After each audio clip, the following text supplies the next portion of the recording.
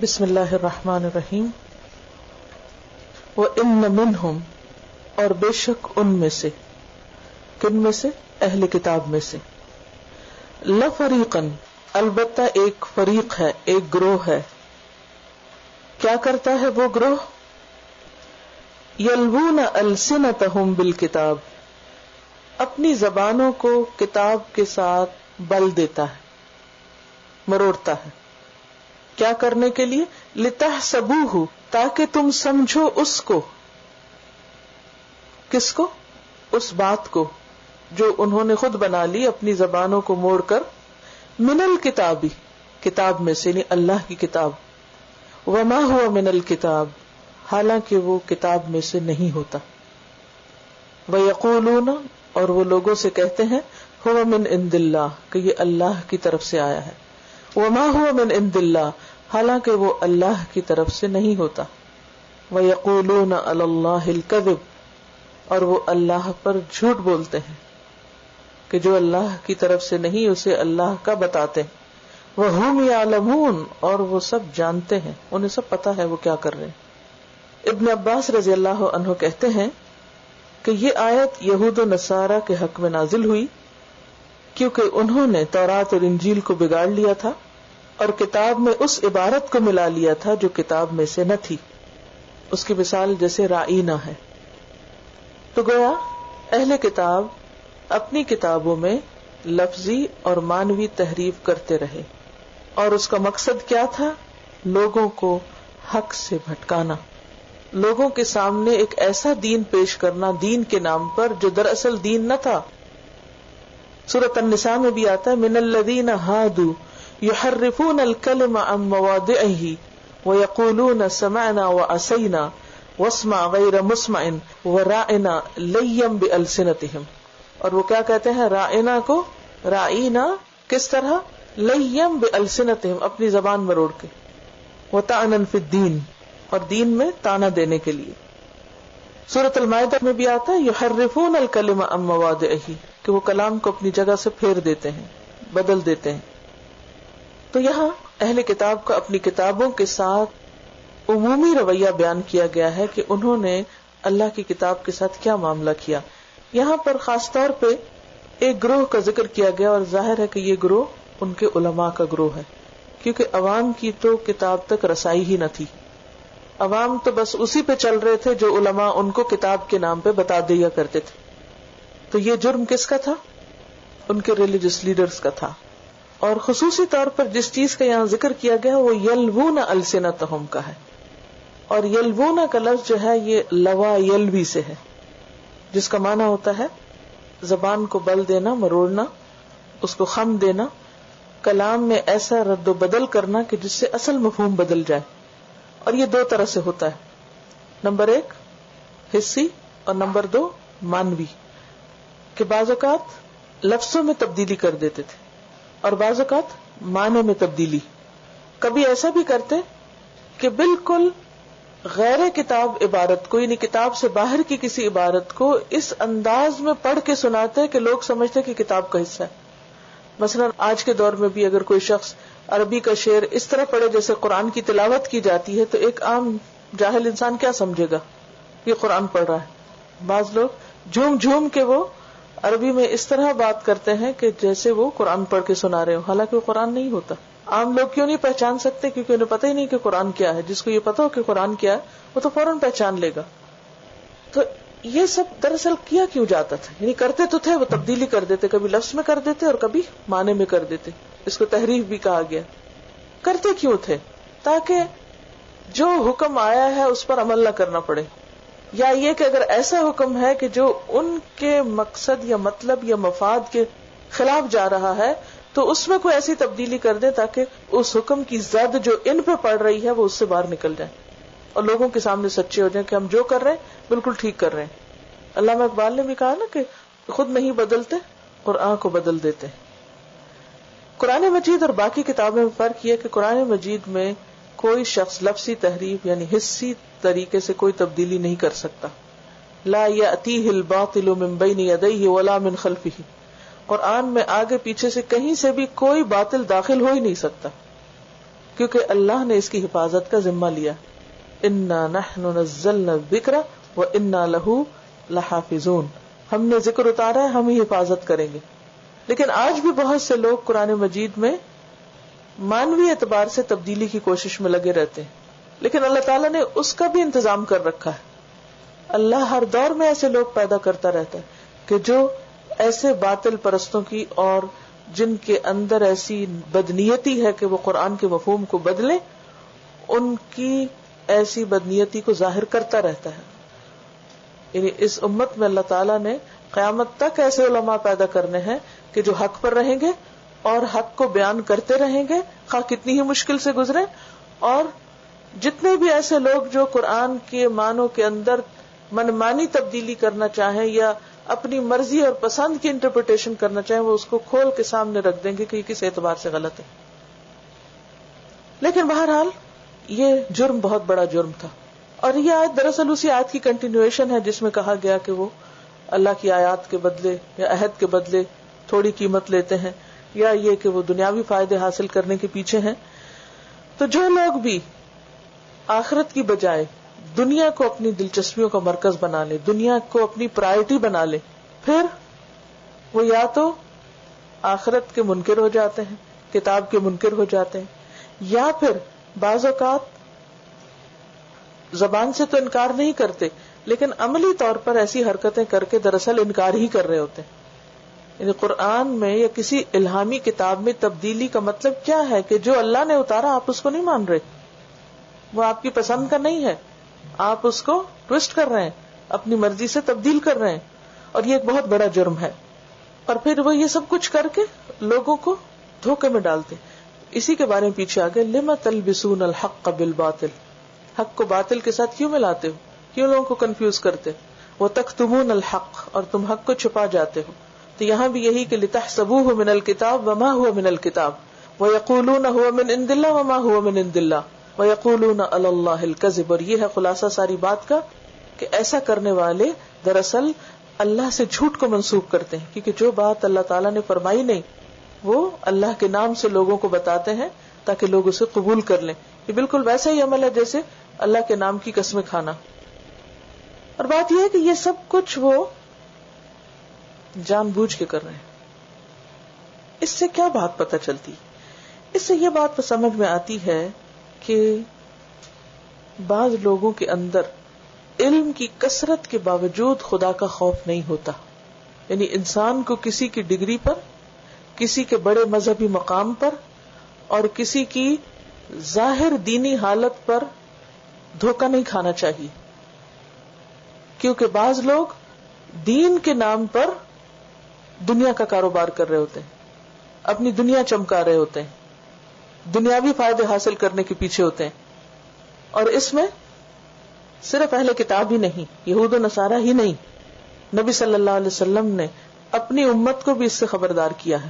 ہم سب کے لیے بھی اس میں ایک وارننگ ہے. ہم سب کو بھی کیا کہا جا رہا ہے؟ نبی صلی اللہ علیہ وسلم نے فرمایا لَتَرْكَبُنَّ سُنَنَ مَنْ كَانَ قَبْلَكُمْ، تم بھی پچھلے اقوام کے طریقوں پہ چل پڑو گے، تم بھی وہی کرو گے، حتیٰ کہ وہ اگر ایک گو کے بل میں گھسے تم بھی وہیں جا گھسو گے. سٹیپ بائی سٹیپ ساری خرابیاں جو وہ اہل کتاب میں تھی تمہارے اندر بھی آ جائیں گی. اور یہ ایک حقیقت ہے. آج بھی لوگ مسلمانوں کے اندر سو کالڈ مسلمز دین کے نام پر مذہبی لیڈرز، ریلیجس لیڈرز کیا کرتے ہیں؟ قرآن کو آؤٹ آف کانٹیکسٹ استعمال کرتے ہیں، اپنے منمانے اور مفہوم نکالنے کے لیے اس کو اس کی جگہ سے نکال کے کچھ سے کچھ معنی دے دیتے ہیں، حالانکہ اس کانٹیکسٹ میں وہ معنی نہیں ہوتا. اور اس طرح لوگوں کو بگاڑتے ہیں، گمراہ کرتے ہیں، دین کی حقیقی روح سے نا آشنا ہوتے ہیں. تو یہاں نمبر 1 اہل کتاب سے محتاط رہنے کی ضرورت ہے. یعنی جو سبق ملتا ہے وہ کیا ہے کہ اہل کتاب کے علماء سے محتاط رہنے کی ضرورت ہے. نمبر 2 خود مسلمانوں کے اندر ایسے دیندار لوگوں سے محتاط رہنے کی ضرورت ہے کہ جو کیا کریں، دین کا یا کتاب کا اصل مفہوم بدل دیں اور کتاب یا دین کے نام پر لوگوں کو دھوکہ دیں. قرآن کی وہ تفسیر کریں جو اللہ کا مطلوب نہیں، جو اللہ نے نہیں اتاری، جو سنت کے خلاف ہو. اور اللہ نے سب کو عقل دی ہے نا، اسی عقل کا امتحان ہے. اور اسی لیے پھر علم حاصل کرنے کی ضرورت ہے کہ انسان سمجھے، کیونکہ جب دین کا ایک مزاج سمجھ میں آنے لگتا ہے جب ہی انسان ایسے دھوکے سے محفوظ رہ سکتا ہے. کسی بھی معاملے میں، دنیاوی بزنس آپ کرنے جائیں تو وہاں بھی دھوکہ ہوتا ہے، تو آپ دھوکے سے کیسے بچ سکتے ہیں جب آپ بہت ساری چیزوں کو سمجھتے ہو. تو جو چیز ہماری دنیا کے لیے نقصان دہ، اس کے معاملے میں تو ہم بڑے کانشیس ہوتے ہیں اور ہم دھوکہ نہیں کھانا چاہتے، لیکن دین کے معاملے میں ہم کیوں اتنے آسان ہو جاتے ہیں کہ ٹھیک ہے ہمارا کیا، جو بھی کوئی کرتا ہے خود بھگتے گا، چونکہ ہمیں تو نہیں پتا اس لیے ہم فلاں کی پیروی کر رہے ہیں. نہیں، کسی کی بھی بلائنڈ فالوئنگ کی اجازت نہیں ہے، آنکھیں کھول کے چلیں کہ کون کیا کہہ رہا ہے. پھر اللہ تعالیٰ فرماتے ہیں ما کان لبشر، کسی انسان کے لیے یہ بات جائز ہی نہیں. کیا بات؟ ان یؤتیہ اللہ الکتاب والحکم، کہ اللہ اس کو کتاب اور حکومت دے، یا کتاب اور حکمت دے، سنت دے، والنبوت اور نبوت دے، اور بلند مرتبہ عطا کرے یعنی دین میں، اور وہ یہ سب کچھ پا کر، کتاب کا علم ہے، سنت کا علم ہے، عزت ہے، اس کی مقام ہے، شرف ہے، سب کچھ ہے. ثم یقول للناس، پھر وہ لوگوں سے کہے کونوا عباد لی، تم سب میرے بندے بن جاؤ، میرے غلام بن جاؤ، میرے پیچھے چلو، جو میں کہتا ہوں وہ کرو.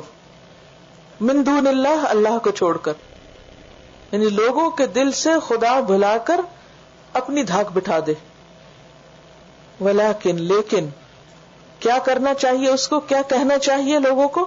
کونوا ربانیین، کہ تم سب رب والے بن جاؤ.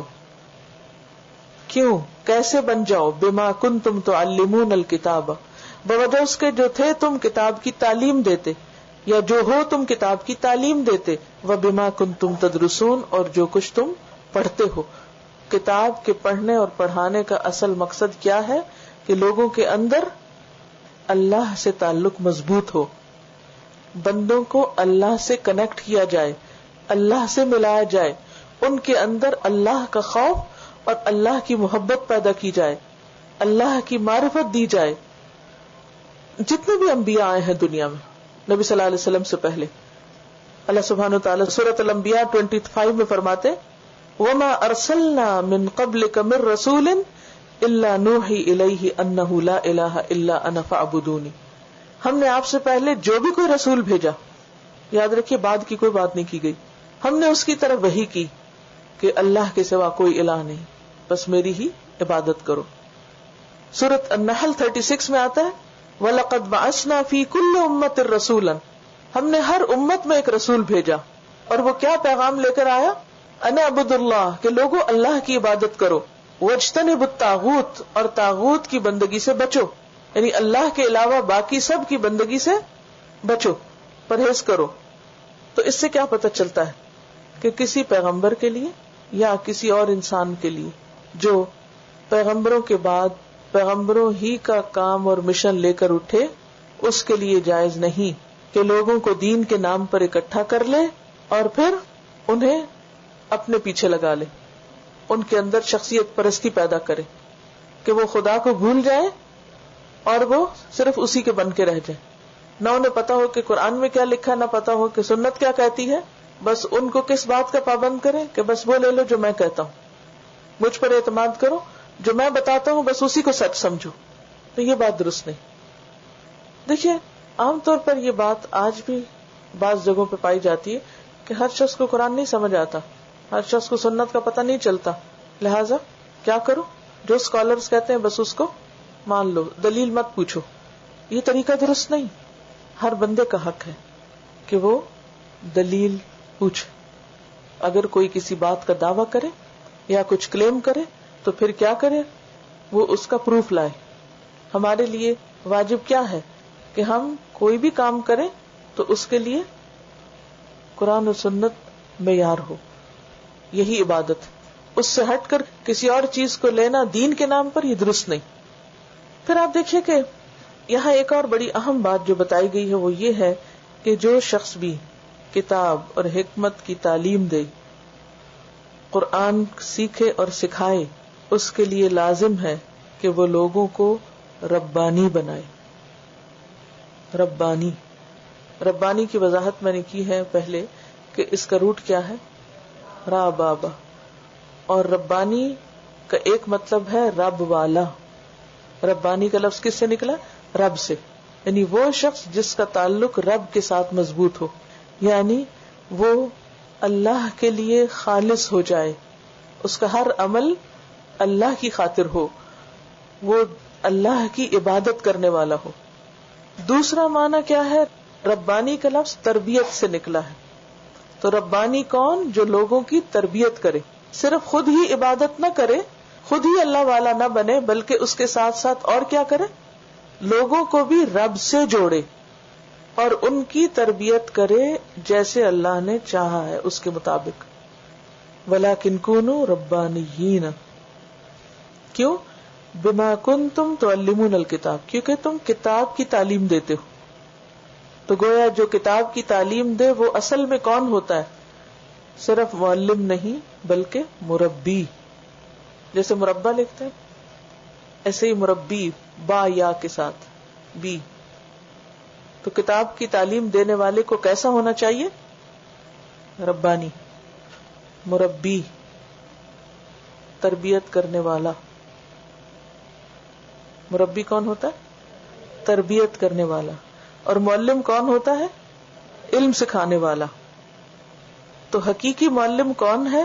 جو لوگوں کے ذہن کو علم سے بھرے. ذہن کو کس سے بھرے؟ علم سے، افکار سے، نظریات سے. اور ان کے عمل اور اخلاق کو کس سے بھر دے؟ تربیت سے. تو اسلام میں تعلیم کا جو کانسیپٹ ہے وہ کیا ہے؟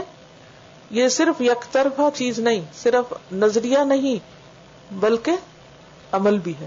صرف خیال نہیں، صرف معلومات میں اضافہ نہیں. جب ہم کہتے ہیں نا ربی زدنی علما، تو یہ صرف معلومات میں اضافے کا نام نہیں، کیونکہ خالی معلومات میں اضافہ انسان کو فائدہ نہیں دیتا. اس کی مثال ایسے ہی ہے جیسے آپ کو اگر بھوک لگی ہے اور آپ ریسیپی بک اٹھا کے پڑھنے لگے. آج کل تو اتنی خوبصورت تصویروں کے ساتھ چھپی ہوئی ہے کہ بعض لوگوں کا مشغلہ ہی صرف یہ ہے کہ انہیں دیکھتے رہتے ہیں، دیکھ دیکھ کے خوش ہوتے رہتے ہیں. تو اسی طرح صرف قرآن کو دیکھ دیکھ کے خوش ہوتے رہنا اور صرف اس کو پڑھتے رہنا کافی نہیں. کیا ضروری ہے؟ اس پر عمل ضروری. صرف نظریاتی تعلیم نہیں، یہ ادھورا کام ہے، آدھا کام ہے. بلکہ اس کے ساتھ ساتھ علم میں اضافے کے ساتھ ساتھ تربیت بھی. اور آپ دیکھیے کہ نبی صلی اللہ علیہ وسلم کا طریقہ تعلیم کیا تھا؟ وہ صرف علم نہیں دیتے تھے بلکہ اس کے ساتھ ساتھ لوگوں کے اخلاق کی اصلاح بھی کرتے تھے. اور یہ سلسلہ آگے بھی جاری رہا. مثلا حضرت عمر بن خطاب سید القراء تھے. صرف ایک حاکم ہی نہیں تھے، حکومت ہی نہیں تھی ان کے پاس. سید القراء کہا جاتا ہے. بہترین قرات کرتے تھے قرآن کی، لیکن اس کے ساتھ ساتھ لوگوں کی تربیت بھی کرتے تھے. کیسے سکھاتے تھے؟ کیسے سکھاتے تھے؟ کوڑے کے ساتھ. جی ہاں، شراب پینے والے کے لیے جو 80 کوڑوں کی سزا مقرر کی ہے کس نے کی؟ عمر بن خطاب نے کی تھی. کیوں؟ کیونکہ انہوں نے دیکھا کہ لوگ باز نہیں آ رہے. یہ تربیت تھی. جو تربیت ہوتی ہے نا وہ صرف باتوں سے نہیں ہوتی، اس میں کبھی ڈانٹ بھی ضروری ہوتی ہے اور کبھی ٹیڑھی آنکھ سے دیکھنا بھی ضروری ہوتا ہے اور کبھی غضبناک ہونا بھی ضروری ہوتا ہے. امتحان بھی ضروری ہے، بہت ضروری ہے، ٹیسٹ. کیونکہ اگر صرف معلومات بھری جاتی رہیں کسی کے اندر اور غلطیوں کی اصلاح نہ کی جائے تو کوئی فائدہ نہیں. وہ چیز نکھر نہیں سکتی. جیسے ایک ہیرا ہے تو ہیرے کی چمک کب زیادہ ہوتی؟ جتنا زیادہ اس کو تراشا جاتا ہے، جتنے زیادہ اس کے اندر کٹ لگتے ہیں. اسی طرح زیور کون سا خوبصورت ہوتا ہے؟ جب سونے کو بل دے کے تو چوڑی بنا دی جائے جس کے اندر بہت سارے نقش و نگار کے لیے اس کے اندر نگ لگائے جاتے ہیں اور اس کے اندر بہت سے سوراخ کیے جاتے ہیں اور بہت سے مرحلوں سے وہ چیز گزرتی ہے اور یہ ایک پینفل عمل ہوتا ہے. تو تربیت جو ہے یہ قرآن سیکھنے اور سکھانے کا ایک حصہ ہے. بما کنتم تعلمون الکتاب وبما کنتم تدرسون. تو عالم کا کیا کام ہے؟ صرف خود ہی نہ تلاوت کرتا رہے، صرف خود ہی کتابیں نہ پڑھتا رہے. بعض لوگوں کی کیا مشغولیت ہوتی، ساری ساری رات بیٹھ کے ریڈنگ کرتے رہتے ہیں، بہت بڑے اسکالر ہیں، پھر کتابیں لکھتے ہیں، لیکن انہیں کوئی پرواہ نہیں کیونکہ دائیں بائیں آگے پیچھے کیا ہو رہا ہے. کوئی خبر نہیں. تو اسلام میں ایسے اسکالر بننے کی کوئی اہمیت نہیں جب تک کہ انسان اس علم کو اپنے اور دوسروں کے عمل میں نہ لانے کی کوشش کرے. وہ صرف اپنی عاقبت کی فکر نہ کرے بلکہ اس کے ساتھ ساتھ دوسروں کی تربیت کی بھی فکر کرے. اور پھر سب سے اہم چیز یہ ہے کہ لوگوں کو اللہ سے جوڑ دے, لوگوں کے دل میں اللہ کی محبت ڈالے, لوگوں کو اللہ کی پہچان کرائے, اللہ کے قریب کرے. یہ ایک بہت اہم چیز ہے. یعنی لوگوں کو صرف اپنے سے نہ جوڑے کہ اپنے نام کا ایک فرقہ بنا لے اور پھر لوگ اس ٹائٹل کو ہر ایک کے اوپر وہ ٹائٹل اسٹیمپ کرتے جائیں, یہ بھی فلاں ہے فلاں ہے فلاں ہے فلاں, بلکہ لوگ چلتے پھرتے رب والے نظر آئیں, لوگوں کے اندر ربانی اخلاق نظر آئیں. یہ اہم چیز ہے. اہل کتاب کے اندر کیا خرابی آ گئی تھی؟ اتخذوا احبارهم ورهبانهم اربابا من دون اللہ. سورۃ التوبہ 31 میں آتا ہے کہ انہوں نے اپنے علماء اور اپنے جو راہب ہیں, اپنے درویش جو ہیں, ان کو رب بنا رکھا ہے اللہ کو چھوڑ کر.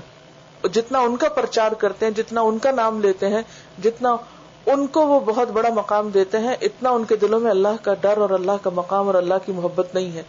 اور جو وہ کہتے ہیں وہی کرتے ہیں, چاہے وہ صحیح ہے یا غلط ہے.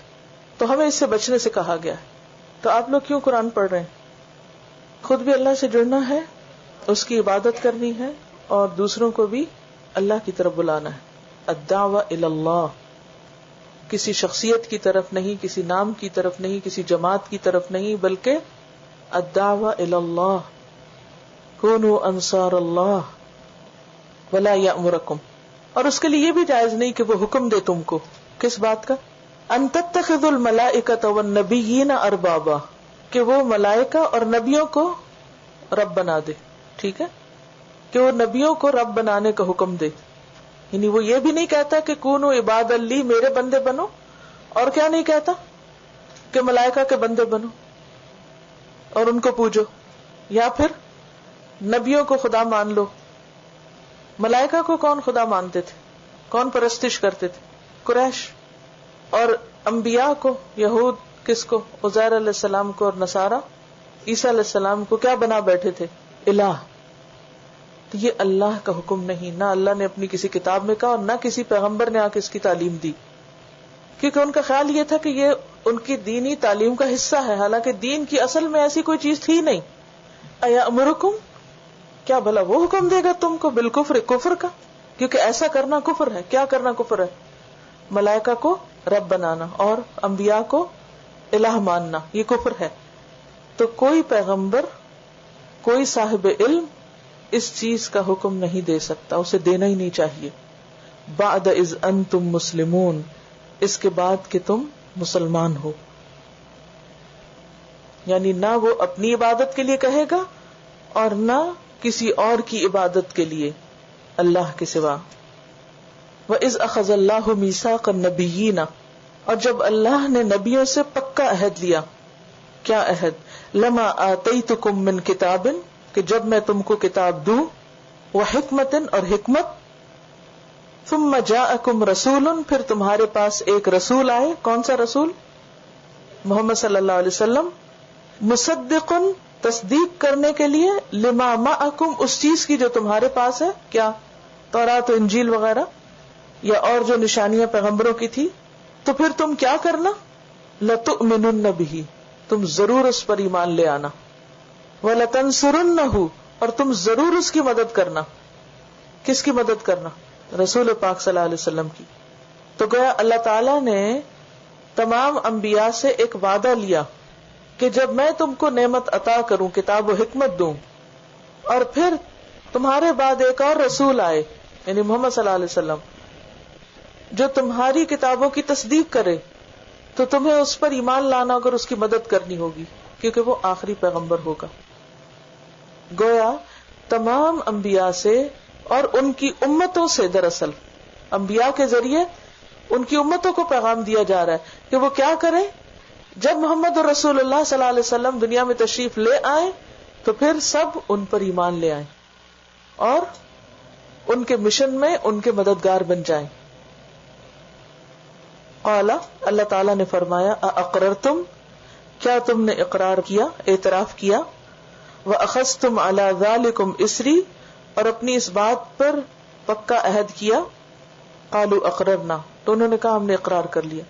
تو گویا نبی صلی اللہ علیہ وسلم کی آمد اور آپ کے مشن کے بارے میں اور اس مشن کے سپورٹ کرنے کے لیے تمام امتوں سے عہد لیا جا چکا ہے، کیونکہ ان کے فالوورز کسی نہ کسی شکل میں تو دنیا میں موجود ہے نا.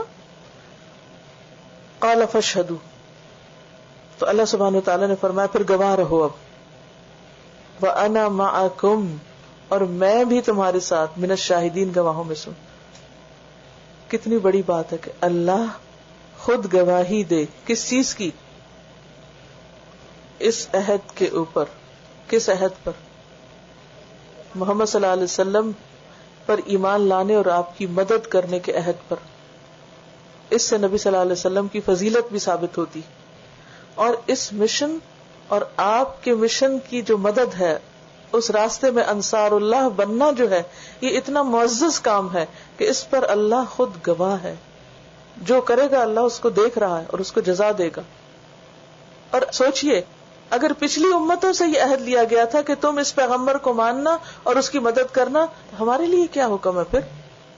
جو آپ کی امت ہے، جو آپ سے منسوب ہے، جو آپ کے تابعدار بنتے ہیں اور جو آپ سے محبت کے دعوے کرتے ہیں، ان کے لیے کیا حکم ہے؟ انہیں کیا کرنا ہے؟ اس میں آپ کی مدد کیا ہوتی؟ سوچئے نا ذرا. چلے ہم یہ تو کہتے ہیں کہ ہم حضور صلی اللہ علیہ وسلم پر ایمان رکھتے ہیں، لیکن یہ جو دوسرا حصہ ہے وَلَتَنْصُرُنَّهُ، تم ضرور ضرور اس کی مدد کرو گے، تو یہ کون سی مدد ہے؟ آپ کی زندگی میں تو جو لوگ موجود تھے انہوں نے جہاد میں جا کر، جنگوں میں جا کر اور ہر معاملے میں آپ کا ساتھ دے کر آپ کی مدد کی. اب وہ دور تو گزر چکا. آج کیا کرنا ہوگا؟ کیا ہم ایمان والے نہیں ہیں؟ کیا ہم آپ کی امت نہیں ہیں؟ جی، آپ کے چھوڑے ہوئے پیغام کو، آپ کی سنت کو خاص طور پر سیکھنا، سکھانا، آگے پہنچانا، اس کو نشر کرنا اور اس کی پیروی کرنا اور اس کا دفاع کرنا اور اسے لوگوں تک اس پیغام کو پہنچانا، یہ ہمارا فرض ہے. لیکن آج آپ دیکھیں نبی صلی اللہ علیہ وسلم کی مختلف طریقوں سے کس طرح توہین کی جا رہی. لیکن کتنے مسلمان ہیں جو سنجیدگی کے ساتھ ایسے ذرائع اختیار کریں کہ جس کے ذریعے آپ کا، آپ کی تعلیم کا، آپ کی سنت کا، آپ کے مشن کا واقعی دفاع کریں. یہ باتیں نعروں سے یا کچھ چیزیں جلا دینے سے یا نیگیٹولی ریئیکٹ کرنے سے یہ ذمہ داری پوری نہیں ہوتی کہ ہم شور مچا دیں اور صرف چند ای میل ادھر ادھر فارورڈ کر کے کہیں دیکھو دیکھو کیا ہو رہا ہے، یہ فلم بن گئی ہے اور وہ فلاں نے یہ جرم کر دیا ہے اور اس کو مار دو اور اس کو کاٹ دو اور بس ختم. یہ ہے دفاع، یہ ہے مدد. کیا ہے مدد؟ پھر کیا کرنا ہوگا؟ پہلی چیز ہے اپنے ایمان کی تجدید، کہ جو ہم محمد صلی اللہ علیہ وسلم پر ایمان لائے ہوئے ہیں وہ واقعی وہ ایمان سچا ایمان ہے، آپ کی تصدیق کرتے ہیں اور آپ کو سچا نبی مانتے ہیں، اور جو کچھ آپ لائے ہیں اس پر ہمارا دلی اطمینان اور یقین ہے. کیونکہ بہت دفعہ تو خود مسلمان ہی نبی صلی اللہ علیہ وسلم کی لائی تعلیمات پر آبجیکشنز اٹھاتے ہیں اور اعتراض کرتے ہیں اور انگلیاں اٹھاتے ہیں کہ یہ سنت کیسی اور یہ بات کیوں کہی گئی اور اس میں تو لاجک نہیں، ہم اس سے اگری نہیں کرتے. یہ مدد ہے آپ کی؟ یہ تو مدد نہیں. کیا نعرے لگانے سے آپ کی مدد ہو جائے گی؟ جلوس نکالنے اور ریلیز نکالنے سے مدد ہو جائے گی؟ یہ تو ایک ری ایکشن ہے بس کہ ہمیں بہت غصہ آ گیا ہے، ہم باہر آ گئے. یہ مدد نہیں ہے. کیا صحابہ کرام بس ایسی مدد کیا کرتے تھے؟ کیا کرتے تھے صحابہ کرام؟ سب سے پہلے تو یہ کہ آپ دیکھیے کہ کس طرح جو لوگ آپ کے ساتھی بنے مکی زندگی میں، وہ ہر جگہ آپ کے ساتھ رہے، حتیٰ کہ شیب ابی طالب میں جہاں کھانے کو بھی کچھ نہیں ہوتا تھا اور 1-2 دن کی بات نہیں، 3 سال تک معاشرتی بائیکاٹ رہا مسلمانوں کے ساتھ، اور لوگوں نے، حتیٰ کہ آپ کی اہلیہ جو تھی مکہ کی مالدار ترین خاتون تھی، وہ بھی آپ کے ساتھ وہاں موجود تھی، اور درختوں کے پتے اور ایسی چیزیں کھا کے لوگوں نے گزارا کیا کہ جو کوئی انسان تصور نہیں کر سکتا کھانے کا. کسی نے بھی آپ کو چھوڑا نہیں کہ بھئی بس اب ہماری بس ہو گئی، کیونکہ یہ تو ختم ہی نہیں ہو رہا یہ سب کچھ قصہ اور ہم اب یہاں بھوکے مر جائیں، یہ تو کوئی عقل کی بات نہیں، ہم جا رہے ہیں چھوڑ کے. ایک بندہ نہیں چھوڑ کے نکلا وہاں سے. پھر مدینہ کے انصار نے، جن کا نام ہی انصار پڑ گیا، مددگار، یہ تنصرنہ والی بات ہے، انہوں نے کس طرح مدد فرمائی؟ سوچئے. اپنی جان مال، اپنی ہر چیز، اپنی اولادیں، اپنے امن و امان، اپنا ملک، اپنا وطن، ہر چیز داؤ پہ لگا دیا. بے شمار واقعات ہر طرح سے. اور پھر جب آپ دنیا سے رخصت ہو گئے تو کیا کیا؟ مدینہ میں بیٹھ گئے. اب ہم یہاں سے نہیں جائیں گے، یہیں کھو جائیں گے. کوئی نہیں کھویا وہاں، پوری دنیا میں پھیل گئے. کوئی علم کے ساتھ، کوئی تلوار کے ساتھ، کوئی جس طرح جس کا بس چلتا تھا وہ نکلا. ایک ایک شخص اٹھا اور گیا اور اس نے نبی صلی اللہ علیہ وسلم کا لایا ہوا پیغام لوگوں تک پہنچایا، جب یہاں تک اسلام پہنچا. یعنی ایک ایک اگر آپ قربانی دیکھیں جو لوگوں نے کی ہے اس دین کو سیکھنے اور سکھانے کے لیے تو حیرت ہوتی. لیکن چونکہ ہمیں اپنی ہسٹری کا پتہ نہیں، اس لیے یہ باتیں جو میں اس وقت کر رہی ہوں یہ بھی پوری طرح سمجھ نہیں آئیں گی آپ کو. اور اس وقت اتنا وقت بھی نہیں کہ میں آپ کو بہت سی کہانیاں سناؤں ایسی کہ مختلف لوگوں نے کس طرح نبی صلی اللہ علیہ وسلم کے بعد آپ کی احادیث کو جمع کیا. کئی کئی مہینے کی مسافت کی ایک ایک حدیث کو لینے کے لیے، صرف ایک دو حدیث جمع کرنے کے لیے. یعنی انسانی عقل میں نہیں سماتی وہ باتیں کہ کوئی شخص کسی کی باتوں کو اتنی اہمیت دے گا. یعنی احادیث کیا تھی؟ آپ کی زبان سے نکلی ہوئی باتیں تھی نا، اور اس سے اتنے سارے علوم وجود میں آئے. تو یہ کوئی معمولی سی بات نہیں ہے.